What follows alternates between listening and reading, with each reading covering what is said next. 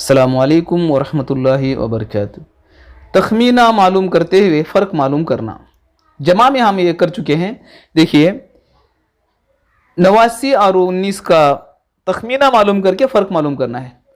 89 क्योंकि 90 के करीब है, आप बड़ा अदद है ऊपर लिखेंगे 90 तफरीक 19, 19 20 के करीब है, 20 उसका तखमीना होगा, तफरीक करेंगे 0, 9 में से 2 जाने पर 7।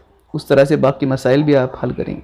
दर्जे झील तफरीक के मसाइल तखमीना फ़र्क किस शय पर हैं, ख़त खींच कर लिखिए। देखिए इसका सबसे पहले आप तखमीना लिखेंगे 27 क्योंकि 30 के करीब है इसलिए उसका तखमीना होगा 30। हम तखमीना मालूम करने के बारे में मेरी वीडियो बनी हुई है, आप मेरे चैनल अल इल्म एजुकेशन में जाकर उस वीडियो को देख लीजिए।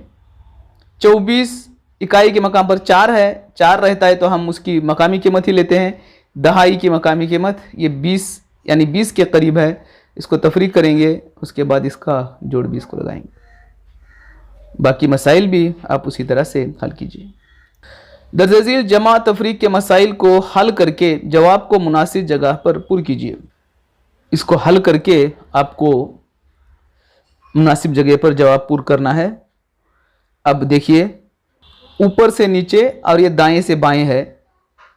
905 में से 200 तफरीक करना है।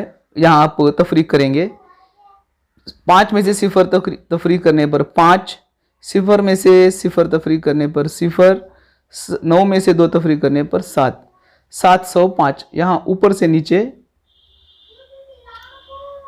यहाँ देखिए लाम है, लाम के नीचे आप इसको लिखेंगे 705।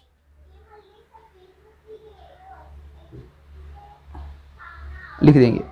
उसी तरह से दाएं से बाएं भी एक हिसाब है। यहाँ 421 जमा 360 है, इसको जमा करेंगे।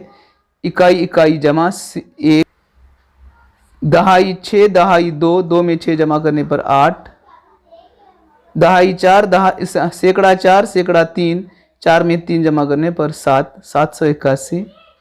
यहाँ 781 लिखेंगे।